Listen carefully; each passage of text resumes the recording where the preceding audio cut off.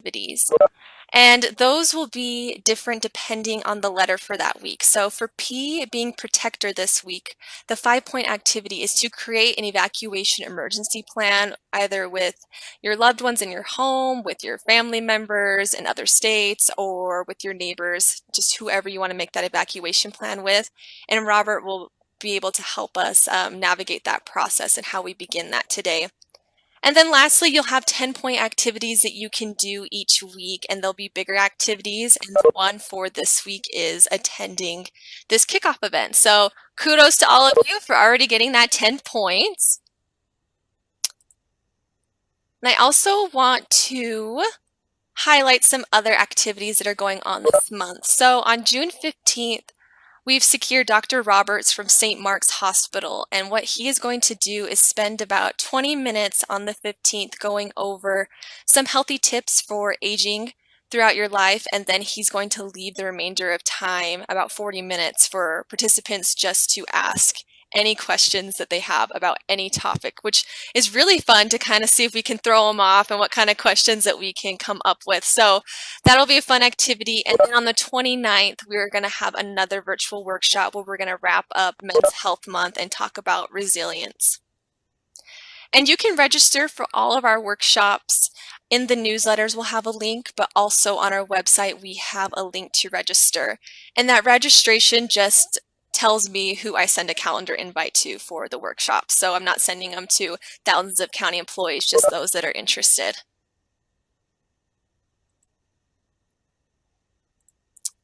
And then lastly, I want to highlight the Men's Health Service Project that we have going on. This will begin on Monday, and we want to help out in all the ways that we can, especially during this pandemic. And one of the ways we can help out during Men's Health Month is donating different items to the Men's Road Home and the Utah Food Bank.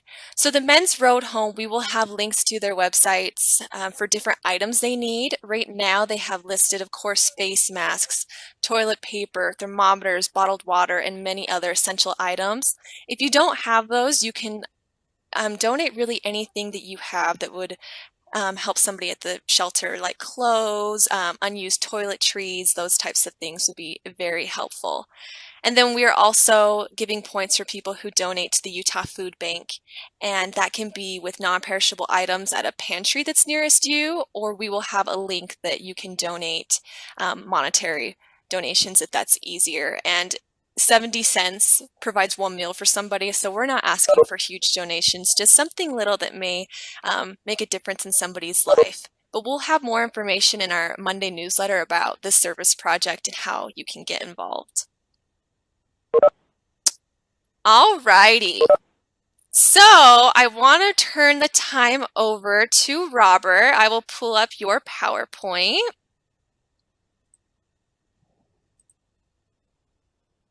And Robert, I may have you on mute, so let me find you.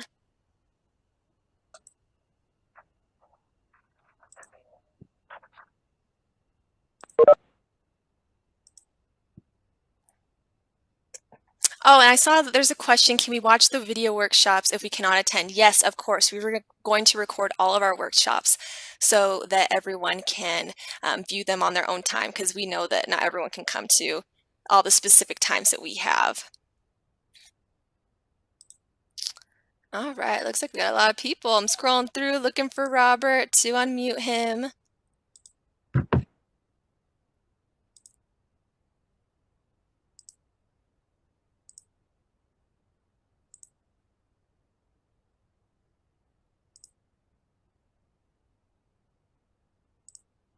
And we also have our Healthy Lifestyle staff on the call, so if you guys have any questions, you can put them in the chat box and the Healthy Lifestyle staff can answer those for you.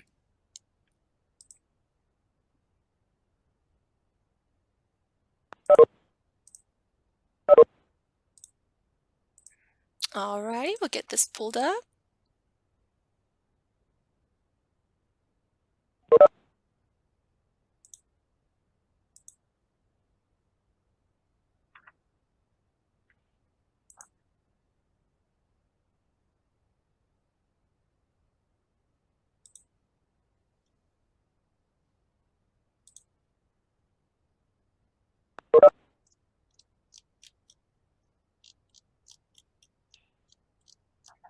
Sorry, kiddo.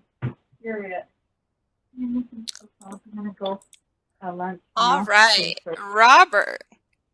There you go. Should be unmuted. Webinar. Okay. Okay. Sure. You go and hey, listen.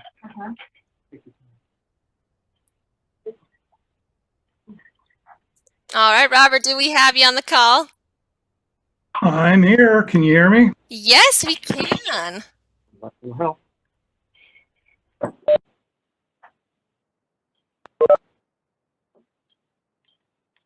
Okay, and what would that be?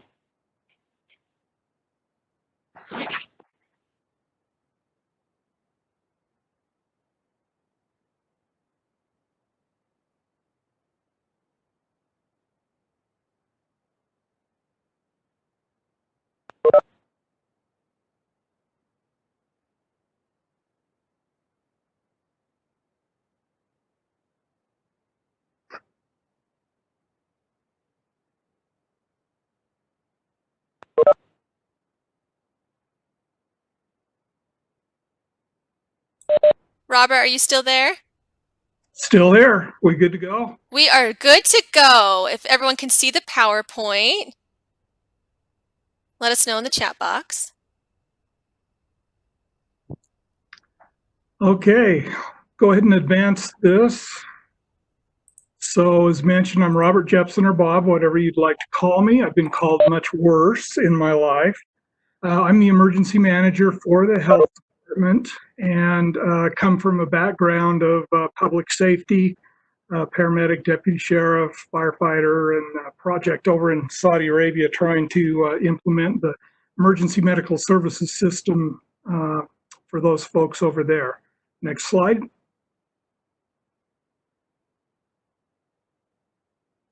So we're going to start off today talking about some significant earthquakes through history that hopefully most of you are familiar with that. Next slide.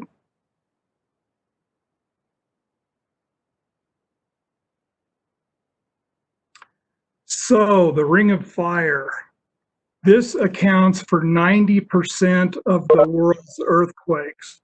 I'd never realized that it was that high of a percentage along the Ring of Fire, but 90%, and there are 452 volcanoes in that area as well. And so we're obviously concerned about the west coast of the United States. In several areas, San Andreas Fault, California, and the Cascadia subduction zone up in Washington State as well. Next slide. One that is not along that zone is the New Madrid Fault.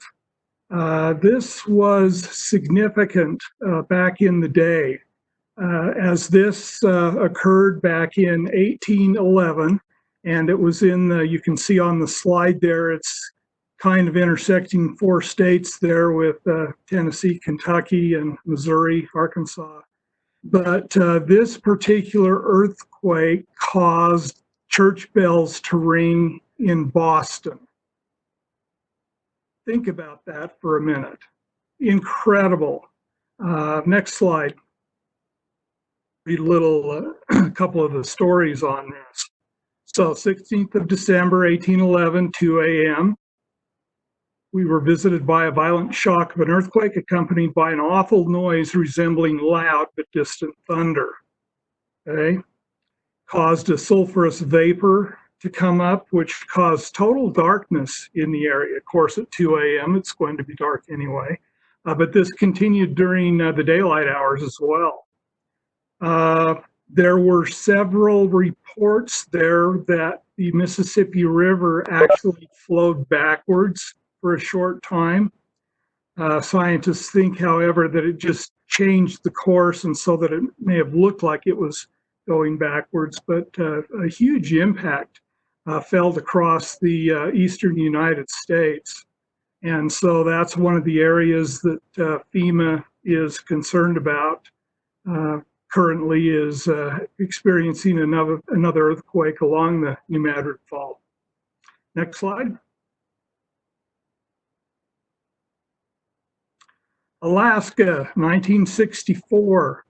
The picture that you're seeing used to be the floor of the ocean in Prince William Sound when that earthquake hit, and it was a 9.2 on the Richter scale, the most severe earthquake that we've had since recordings began to be made. But the seafloor here uplifted 33 feet.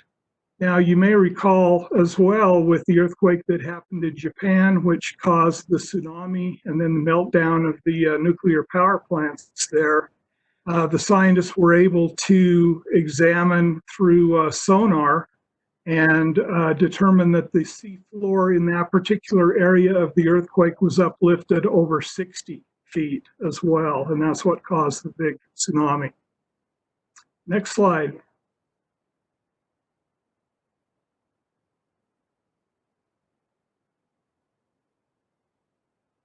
There we go. This was a 9.2 magnitude earthquake, as I mentioned.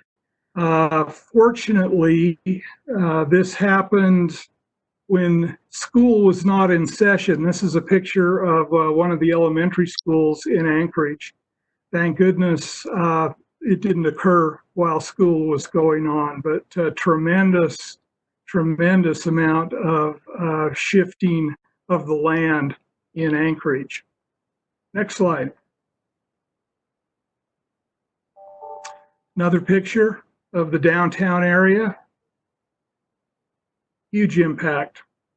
And this earthquake went on. People felt the violent shaking for up to 4 or 5 minutes during this time. Next slide.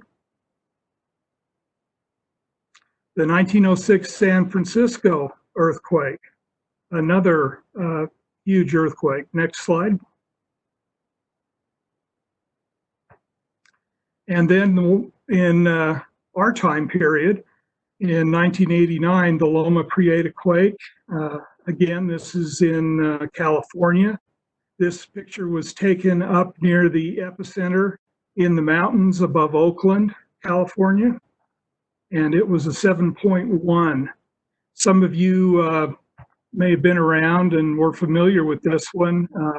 At the time, the San Francisco Giants were playing the Oakland Athletics in the World Series, and it was about the 3rd inning, and suddenly the television feed from the area went blank, and this was the reason why. Next slide. Picture there close to the epicenter, and you'll notice that house in the background, and typically this is the case if you're located on the upward side of the fault line. Typically you don't get much destruction in that area, and so that individual's house came through relatively unscathed, but obviously had problems in front of his place. Next slide. You may or may not remember that the 880 freeway actually collapsed. It upper deck pancaked onto the lower deck there. There were about, if I recall correctly, 41 or 42 people who were killed as the freeway structure collapsed. And you can see the vehicle there in the right lower corner, and how smashed that was at the time. And they estimate that had the World Series not been going on that day, that there may have been many hundreds, if not even up to 1,000 people who would have been killed with this. But most people had left work early that day and were home watching the game on TV. The earthquake took place at about 5:15 in the afternoon. Next slide.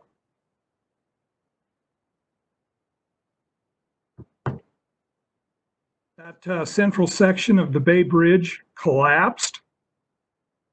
and unfortunately fell on a couple of cars, and there were 3 or 4 people there who were killed as well. Other photo is of the housing down in the Mission District of San Francisco, which actually was built upon an old landfill from the early 1900s. And many of the homes in that area could not survive the shaking for that. Next slide. Northridge, 1994, it was a 6.7.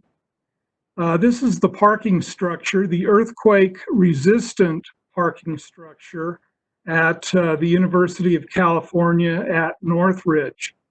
Again, dodged a bullet with this earthquake. It happened at about 4 or 5 a.m. in the morning on a Sunday. Had that been Monday morning at 8:30, may have had many casualties from that parking structure. So we were fortunate there. Next slide.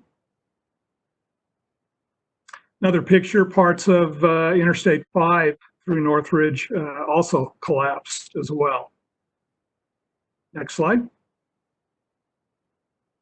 So we should feel lucky that we don't live in California, right? Everybody agree with that assessment? Well, until we go to the next slide here. And we'll remember that we're living on the Wasatch Fault. It's actually 220 miles long, goes from southern Idaho all the way down to Fayette, Utah. Next slide.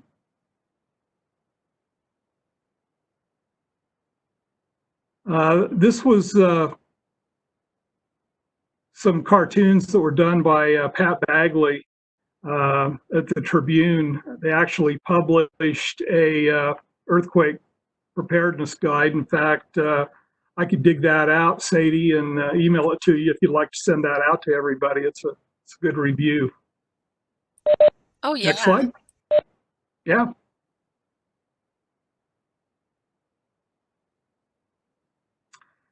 So this is a picture of the earthquake history of Utah. The bigger the red areas are they're more of a major earthquake. And interesting how it kind of follows the I-15 corridor through the state. But you know, fair amount of earthquake activity in central Utah as well. Next slide. Historical record. If you notice along there, the Salt Lake City segment of the fault has not had a major earthquake since the year 700 AD, while the Ogden, Provo segments has been in more recent history. And so that's why the scientists think that when the big one does hit, that it is going to cause some major problems for us because it's been so long and that stress is building up along the fault line there. Next slide. Okay, so this is a map of the Salt Lake segment, and the red lines there are the fault lines that have been identified by the scientists. And it was interesting that it wasn't until about 1980, early 80s, that some of the West Valley City faults were actually identified for the first time. And as you may remember from our Magna earthquake that we had back in March, that was a new one that the scientists had not identified in that particular area. And so they're going to be doing more readings to see if they can identify other ones that may be lurking out there that we were not aware of. Next slide.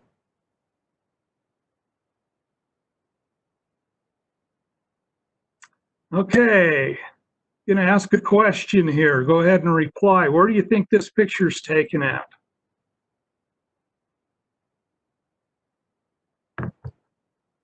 Look familiar to anyone?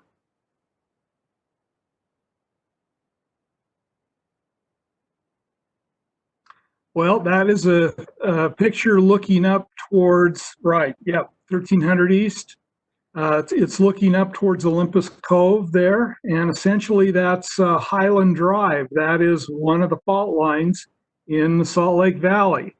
So let's build a road on top of it. That works, right? Next slide.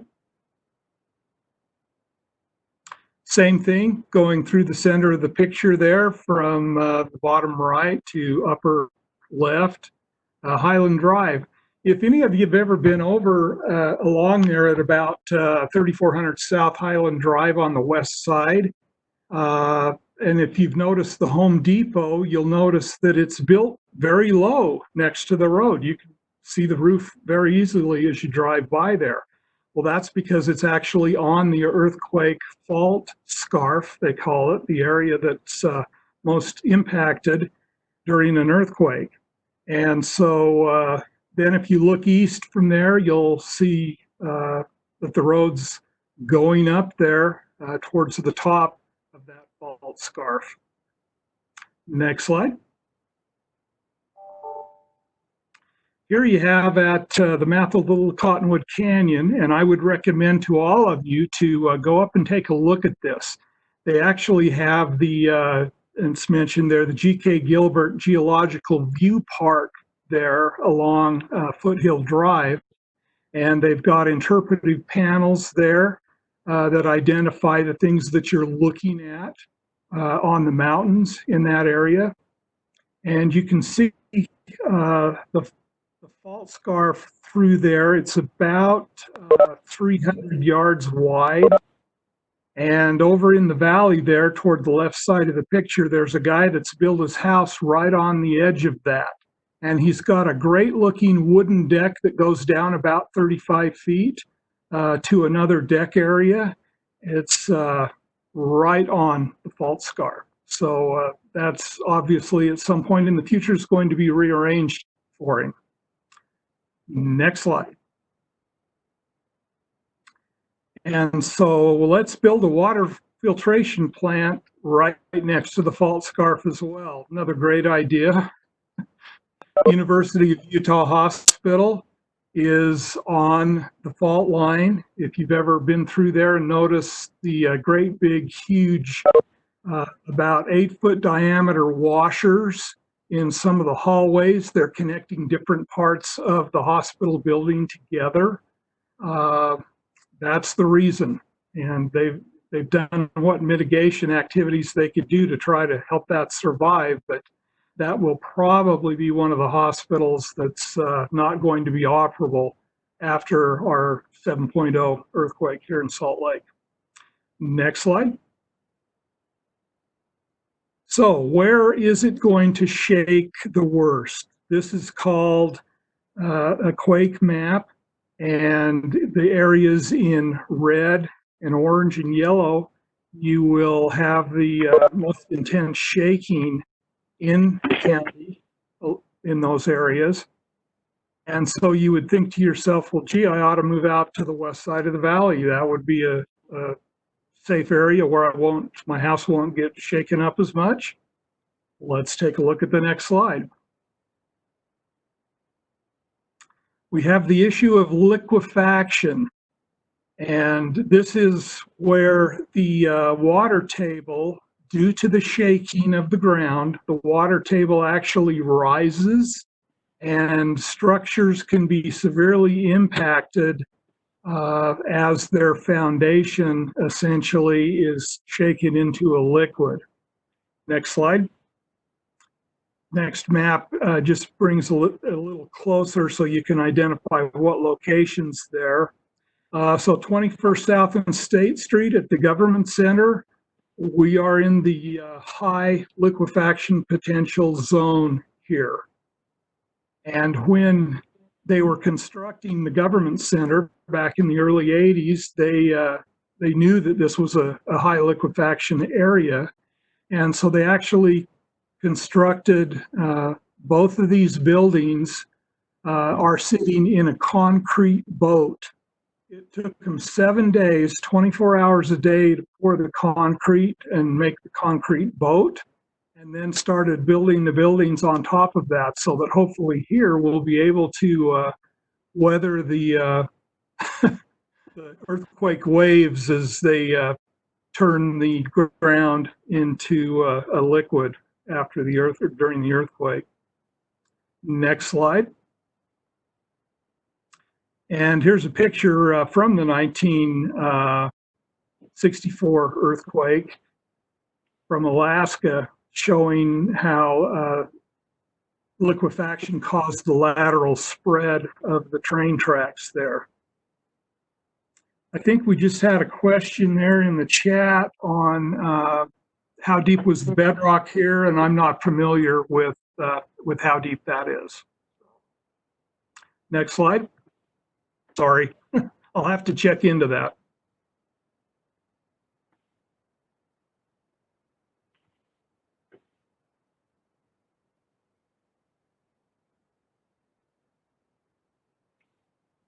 Not sure if you can hear the sound on this, but video's just demonstrating that a couple of people that did not have their family plan completed and don't know where some of their family members are versus the other family that did. So big impact there. So what the scientists have said here is the highest, because of the type of fault we have here, which is a normal fault, meaning that the valley floor falls down and the mountains are pushed up. That's why we have the mountains here, has been the earthquake activity over time. The biggest possible earthquake we could have here is about a 7 to a 7.3. Not going to be much bigger than that. We've got 1.1 million people in the valley now. If the Great Salt Lake was full and it was a 7.3, we would have some severe flooding. We would lose the airport and along in that area for quite a distance. But with the lake being where it is, and probably won't see a 7.3, hopefully we won't have those flooding issues to deal with. Our nightmare scenario is having the Wasatch Fault go 7.0 during a winter blizzard at night. So think about that. Suddenly all the power's off. It is freezing cold outside in a blizzard, and we have the earthquake. So we in emergency management plan for the worst, but hope for the best with our planning efforts. Next slide.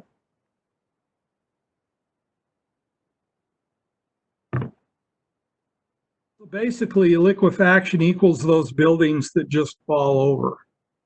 And you see a lot of that in Japan, has happened, some in South Korea, Taiwan as well, that you'll see the buildings tipping, leaning sideways, or they just fall over. Next slide. The Christchurch, New Zealand quake. Big event down there. This is the result of liquefaction at the golf course. The mud is starting to dry there on top of the grass, but this is how much the ground shook, and with the water table coming up there. Next slide. A couple of other pictures there trying to eat the vehicles on the road, but that's what we're dealing with. Now, the scary thing is that FEMA has been spending a lot of time down in Christchurch since this earthquake. They have determined that the soil composition for that city is the same composition as the Salt Lake Valley. Next slide. That makes it bad when we think about the recovery process from the earthquake. And here's the slide demonstrating that. You'll see before the earthquake, the normal soil particles there. As things are shook up during the earthquake and liquefaction takes place, and then post-earthquake, the ground settles and because of this, scary to think about. So the recovery process for Christchurch, instead of just digging a trench with the backhoe to put in a new water or sewer line, it had now basically turned the ground into cement. And so you're using jackhammers to get through the ground to build and repair those new sewer or water lines there, stormwater drains, all of that. And so what does that do to your recovery period? It really extended it out. Another question I saw here. Is it suggested to get flood insurance? Yeah, it's always a good idea to get flood insurance. As long as you're not built in an area that has been determined as a flood zone, yeah, you would be eligible to get that. And for me, I went ahead and got earthquake insurance as well. We added that to our policy probably 10 or 12 years ago. I live up in Davis County, and I'm about 500 yards west of the fault line through Davis County. And so we know that we're going to get hit pretty good. Next slide. And just a picture of the city center in Christchurch. The damage was so severe that essentially they're throwing in the towel, trying to rebuild in this area. It's just too expensive to try to redo there. And so their city's actually going to be relocating out further to get away from this center area. Next slide. So what do the scientists say here about the Wasatch Fault? They're looking, and this includes Davis, Salt Lake, Utah, and Weaver counties, that it could exceed $4.5 billion in damages if the fault, if it's about a 7.0 earthquake in this area. And recognizing the fact that if the Salt Lake segment goes, obviously the Provo segment, the Davis County segments are going to have damage as well. But they're thinking that this may only represent 20% of that total economic loss. So could be huge, huge impact financially. Unreinforced masonry buildings. So think about the homes in the older parts of the cities, Midvale, Salt Lake City, Avenues area. All of those homes are unreinforced masonry construction.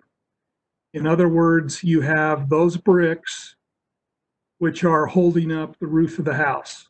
And that is not going to survive the shaking of a 7.0 earthquakes. Salt Lake City does have a program called Fix the Bricks, where you can apply for some money to help reinforce your homes. For those of you who live in the cities, and I would urge you to do that. We actually have more unreinforced masonry buildings in Salt Lake County than the entire state of California. If that statistic gets your attention, then as it should if you live in one of those homes. Now, since the early 70s, the earthquake standard's been improved. So if your home is newer than that, then you're in much better shape than those folks with the older classic homes. Okay. Next slide. So statistics, we're looking at about anywhere from 22, I've seen a revised version of this, up to 2,900 immediate deaths and about 30,000 injured. The biggest problem is hospitals. With this earthquake, the estimates, computer estimates, which FEMA has done, identify that we'll be about 12,000 hospital beds short after the earthquake. Next slide. And there's proof that a natural disaster can actually get worse. A fire in the middle of a flood. I don't know how you do that exactly, but there you go. There's photo proof of the concept. Next slide.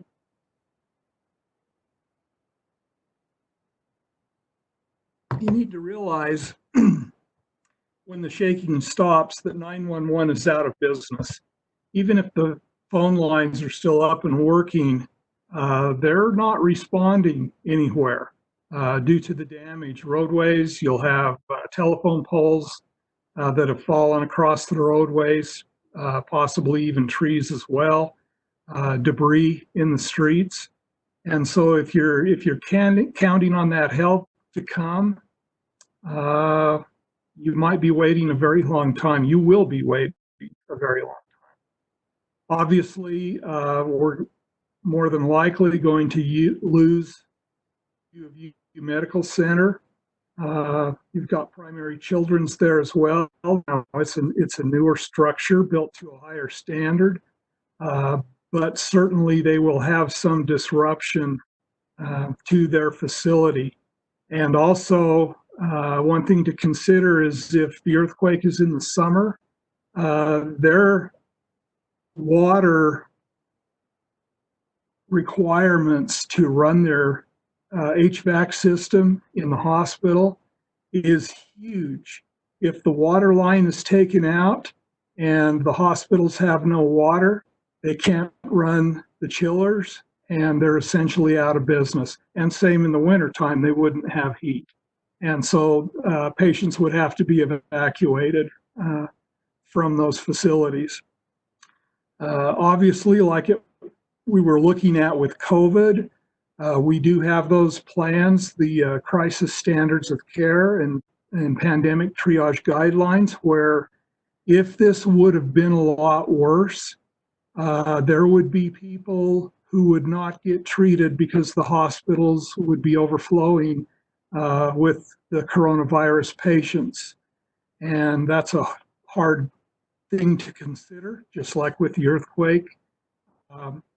Yeah, there will not be a lot of people getting treated because the system is just so overwhelmed and the standard of medical care is going to decrease. Next slide. So those who are injured so severely and would require a lot of resources to manage their conditions, they will not be treated. And again, that's a difficult concept for us to think of because, you know, on a regular daily basis, we do everything we can for those folks. When I worked as a paramedic, yeah, it was all hands on deck to try to save those people. But when the system's overwhelmed, that just simply won't happen. And so the entire paradigm shifts there with medical care. Next slide. Is everybody feeling real depressed so far? That was my my goal with this. Are we there? Okay, well, we've got a few things we would like you to think about with this. Next slide.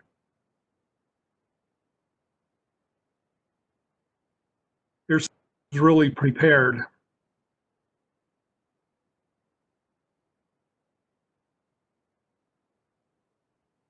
You have the trunk monkey theft retrieval system.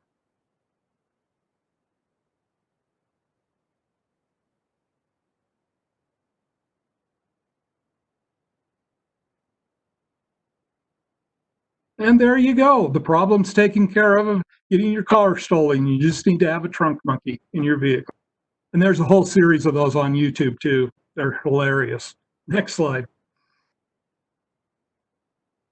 Oh, click outside there we go. Okay, another question. Does anybody recognize this guy?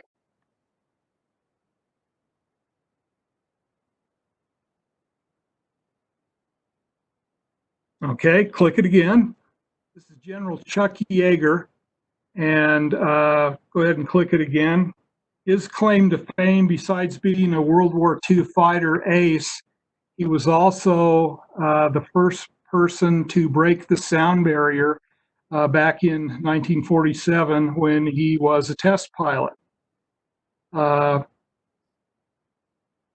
And in his book, he made this statement. He said, you need to know your egress systems. And while he was referring to the aircraft, he talked about in one of his jets that he was testing that things went south on him and he was in a spin, unable to regain control of the aircraft. And as he was literally falling out of the sky from about 55,000 feet on down, he went through each system in the aircraft trying to work the problem, see what he could do to get the nose of the aircraft down so that he could regain control. Finally, the last thing he thought of that he could do was lower the landing gear. It shocked the aircraft enough that it was able to pull the nose down and recovered and landed fine. But he said, this isn't a concept simply for flying jet aircraft. This is, and okay, guys here, okay, he said, you need to apply this to your daily life. What happens when your significant other in your life drags you to a party that you don't really want to go to? Do you have a plan? What's your egress system to get out of going to that party or leaving it early? And obviously he was joking around a little bit, but he said, no, we need to live our lives with this and have plans for those unexpected things when they occur so that we'll be able to get ourselves out of that dangerous situation. The picture here also was, I believe this was taken in 1997 on the 50th anniversary there, where he went up, broke the sound barrier again, and then retired from the Air Force at age 82, by the way. So a great picture and story there. Okay, next slide. We have a choice of making a plan, or maybe we could run away like Monty Python in the Holy Grail. Click that again. Or instead of running away, the things that we can do. We can get a kit, put a food supply together in that kit and other necessary items. We can make a plan for what we'll do in an emergency, and then figure out how we're going to stay informed of the event. And so, you know, the earthquake that we had, the COVID-19, here's a good example of being prepared for one of those unexpected events in our lives. Next slide.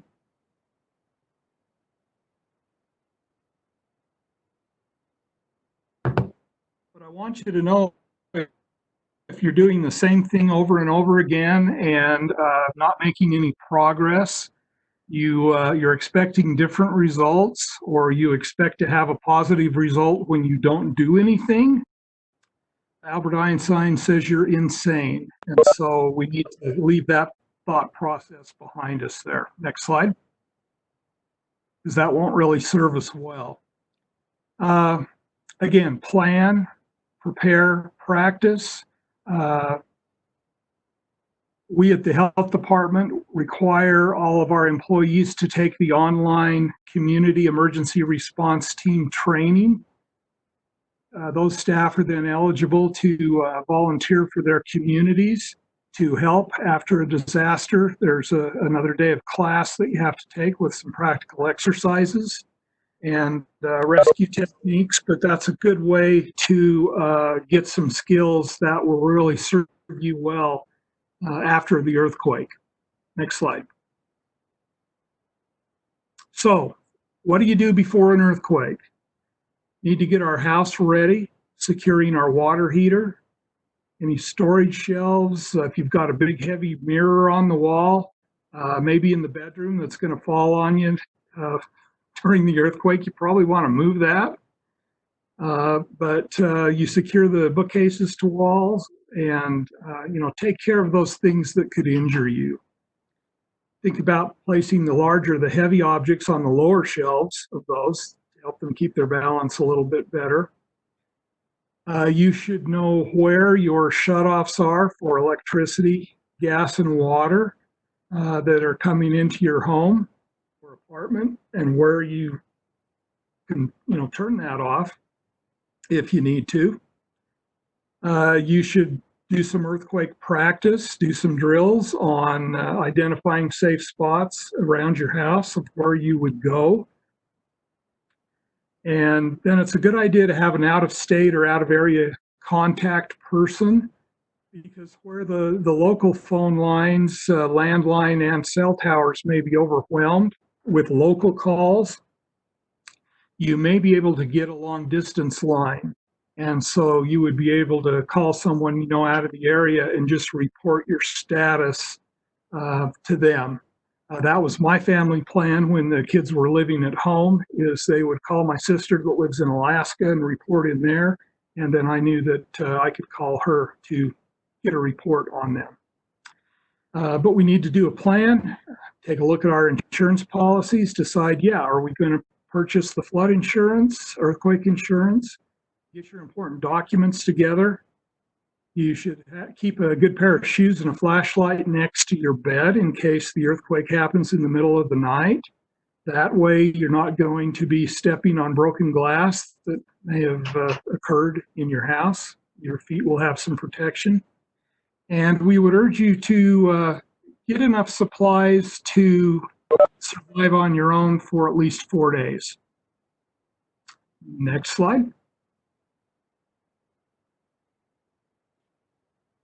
And if the sound's not available on this one, you could just go ahead, say, and click ahead. This is a family talking about their preparedness levels and how none of them are. The son says, well, I'll forget to pack some batteries. The daughter says, I'll forget to make a list of supplies that we need. And the mom says that she'll comfort everybody by speaking in a calm voice. And the dad says, and I'll be sure not to get some gasoline for the generator. So think about those things. So 7 steps to earthquake safety. You need to identify those hazards.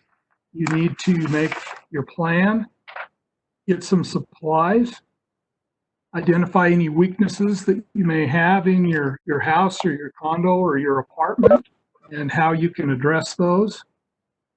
You need to remember that when the shaking starts, you need to drop, cover, and hold until the shaking stops. You see in the videos on YouTube, everybody decides to run outside.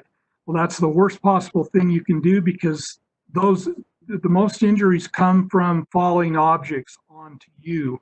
So stay inside, get under a table, hold on until the shaking stops. And be real careful as you exit the building or your home, wherever you're at, just to make sure that nothing's going to fall on you. And then, of course, check for injuries and damage after the shaking has stopped. And then when everything is safe again, continue to follow your plan that you've put together. Next slide. So, communication plan. Next slide. Help is not a plan. You need to do a little more than that. Next slide. You got to think about this. You may not be together with your family or other close friends that you may live together. You may not be all together when the incident occurs. Therefore, you need to figure out how to make contact with those family members. Next slide. And obviously be sure that you have a good contact list in your cell phone, or if you have a landline at home, keep a list of those emergency numbers there in case you need them early. We talked about the out-of-state or area code contact being a good system to report in. And then texting is usually the one thing that will generally continue to work after the shaking stops. It can be sporadic, but generally that's about the best way reading all of the data from various incidents that have happened. Next slide.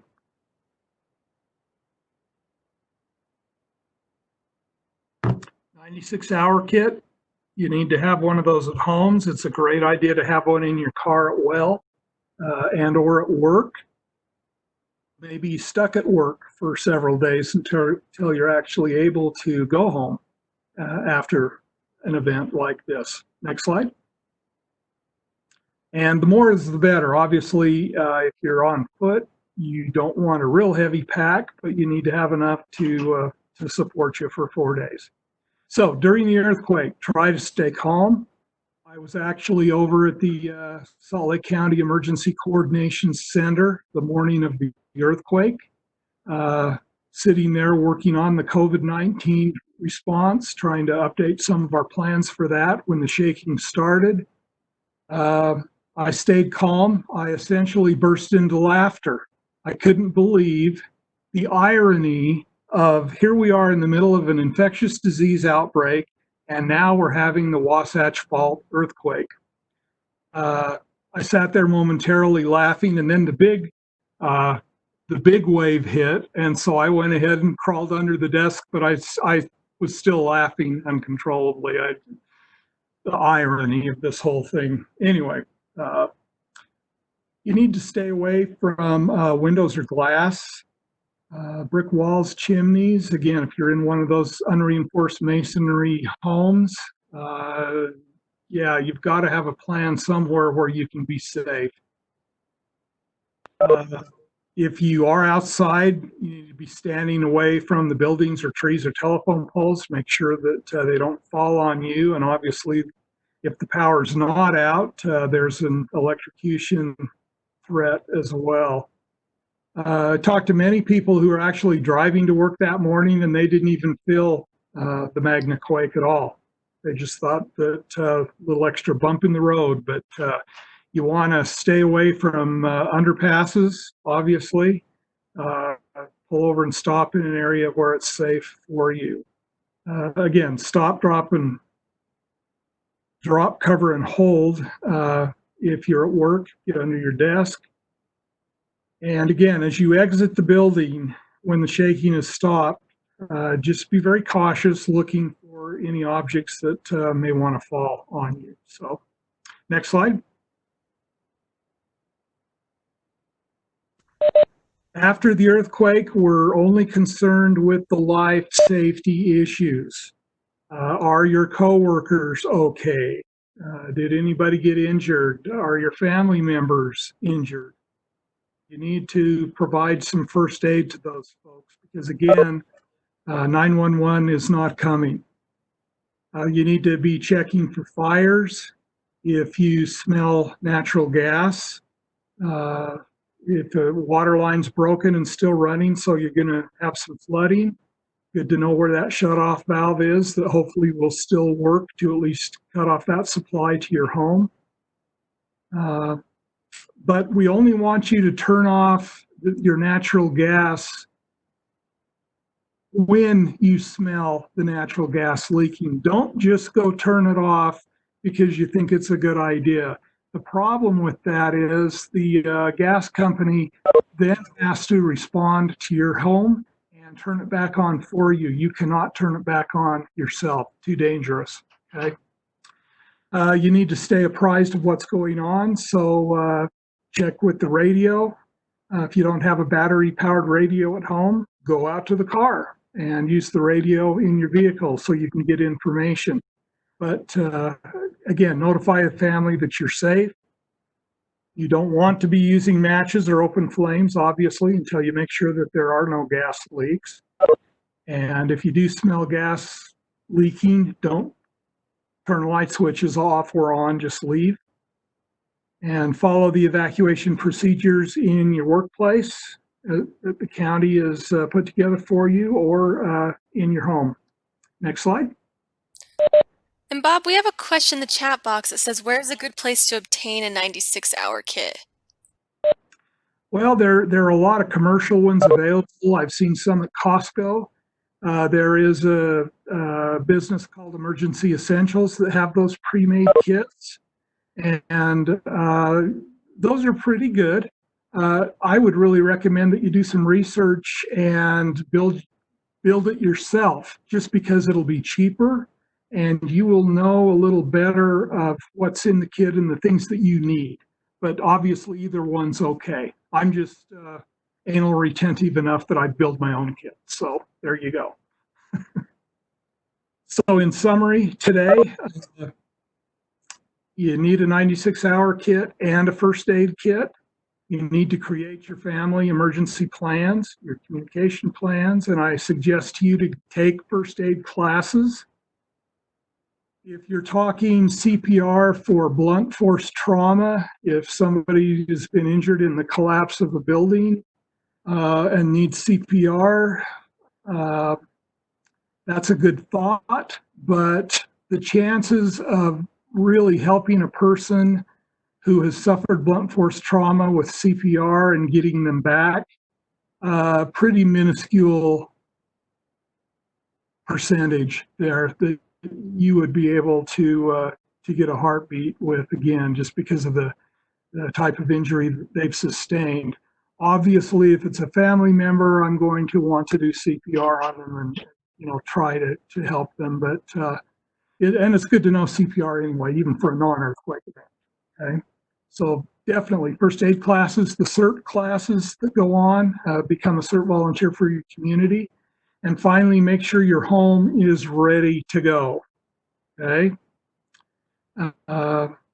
and that's pretty much the presentation today. I think the next slide is just a thank you, and appreciate your time today, and hopefully this was helpful to you and gave you some thoughts. That's right, I put this one in here. This picture was taken on June 5th, 1944. This is the day before D-Day, where Allied forces invaded Europe. And that's General Eisenhower there talking to members of the 101st Airborne Division. They were the paratroopers who jumped into the Normandy coast at about 1 a.m. in the morning and were going to their positions to hold them for the invasion at the beaches tomorrow. Now, what happened? As soon as the aircraft carrying the paratroopers got over the French coast, fog everywhere. They couldn't see where they needed to go to drop the paratroopers on their identified drop zone. The plan that they had worked on so meticulously for 18 months went straight into the garbage can. And that's why General Eisenhower said here, plans are really nothing. It's the planning process you go through that is it's really valuable, because, the paratroopers were able to figure out where they were, where they needed to go. They got together and, and there were 12,000 of them dropped that night. And so a lot of confusion at first, since they weren't where they were supposed to be, but they were able to overcome that and adapt and take their objectives. And so that's what made it successful for them, was after having gone through the planning process. And so that's the same thing with your family plan. Do that and practice your plan. So thank you. And thank you, Bob. That was so informative. It looks like there's a lot of thank yous in the chat box as well. Will we be able to post these slides, Bob, to our website? Sure. Cool. I can just take it from the folder, put it on the website later today so you guys can review it and even watch those videos if you want. But thank you again. Extremely helpful. And we hope to see everybody at the next workshop on June 15th.